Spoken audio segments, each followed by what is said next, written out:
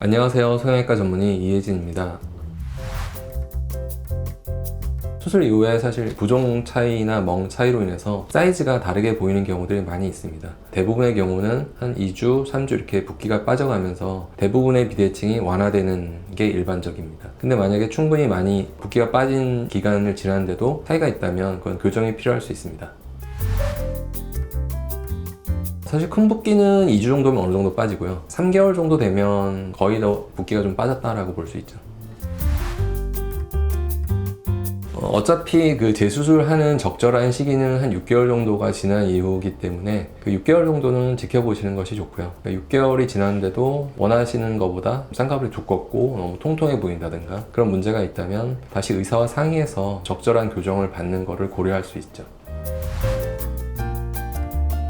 보통 이제 쌍꺼풀 수술하고 나서 쌍꺼풀이 부으면 눈썹이 조금 들려 보이는 경향은 약간 있어요. 피부를 자른 양에 의해서도 들려 보이거나 이런 현상이 있을 수 있거든요. 큰 붓기가 빠졌을 때 여전히 많이 들려 있다 그러면 6개월 정도 시간이 경과해도 들려 있을 가능성이 있거든요. 그런 거는 조기에 교정하는 것이 효과적입니다.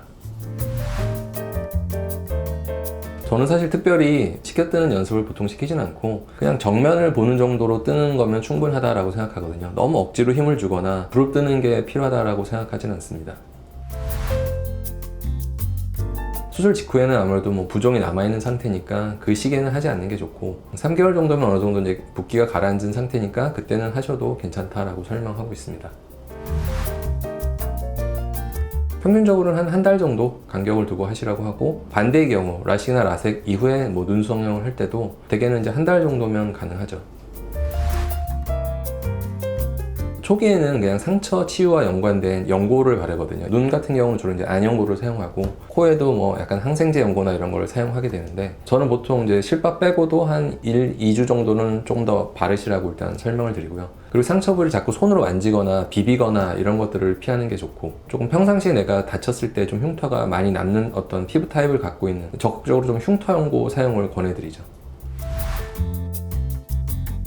일단 수술 초기에는 어떤 자세가 연관이 많이 있거든요. 얼굴 부위를 상체를 좀 높여서 잠을 자는 게 자고 일어났을 때 부종이 좀 덜 느껴지니까 가벼운 산책, 운동 몸이 정체돼 있고 움직이지 않으면 혈액순환이 잘 안 되거든요. 과격한 운동은 물론 피해야 되지만 가벼운 운동 내지는 산책 이런 거는 붓기 빠지는 데 도움이 되고요.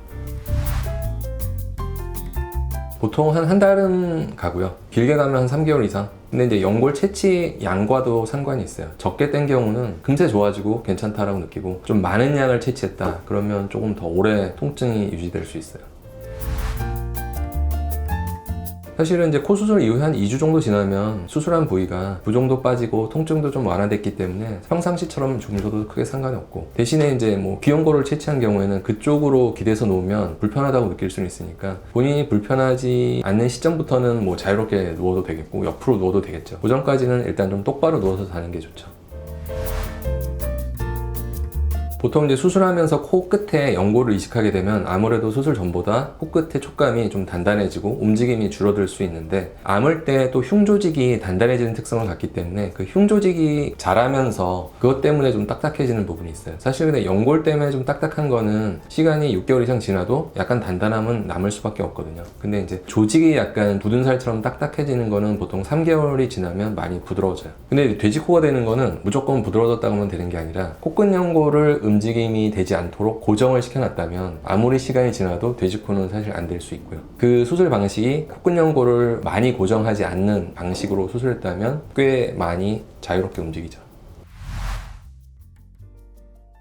보통은 이제 만약 붓기가 이제 코끝을 기준으로 한쪽이 많고 한쪽이 적다 이러면 약간 달라 보일 수는 있는데 큰 붓기가 빠지고 나서도 차이가 여전히 남아 있다라면 시간이 지나도 비대칭이 유지될 가능성이 존재하거든요. 3개월 이후에도 유지가 되면 6개월 정도 지나서 다시 한번 상담을 받아보고 필요한 조치를 취하는 것이 좋죠.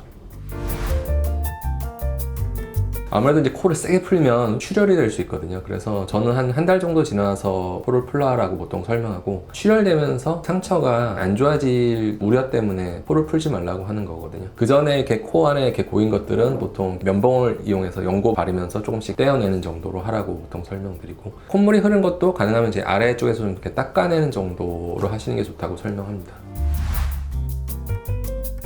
사실 이제 축농증까지 진행되는 경우는 굉장히 드물겠지만 비염 증상이 심해진다고 느끼는 경우는 많이 있어요. 비염이 없던 분도 코 수술을 하고 나면 콧물이 많이 나거든요. 그래서 비염 증상의 일부를 느끼는 거죠. 바깥에 이렇게 피부만 붓는 게 아니라 콧구멍 안쪽에 있는 점막도 부종이 생기기 때문에 어느 정도는 코가 막혀요. 상처 부에서 뭐 분비물 같은 것도 많이 나오고 그런 것들이 끼어 있고 이러다 보니까 호흡하기가 좀 불편하다, 콧물이 많이 난다, 이런 증상들을 많이 느끼죠. 수술 때문에 비염 자체가 생기거나 이런 경우는 드물고 일시적인 증상이다라고 보시면 돼요. 귀연골이나 비중격이나 늑연골을 우리 인체에서 뗐다. 뗀 부분에 연골이 다시 자라서 채워지는 건 아니에요. 그 부분은 영구적으로 사실상 결손되는 거고, 아물면서 그냥 흉조직이 생기면서 조직이 달라붙고 이렇게 되는 거지 연골이 다시 재생되는 거는 아니에요. 보형물 같은 경우가 약간 주변을 더 넓게 방해하거든요. 그래서 사실 4일간은 이렇게 부목을 대서 그 위치를 안정시키긴 하는데, 만약에 이제 부목을 뗀 상태에서 충격이 가해지면 보형물 위치가 약간은 이렇게 움직일 수가 있긴 있어요, 처음에. 그래서 그걸 조심해야 되는 거긴 한데, 그런 시기에 만약에 좀 삐뚤어져 보이는 게 보형물이 좀 보이면 의사가 이렇게 손으로 약간 위치를 다시 잡아줄 수가 있긴 있어요.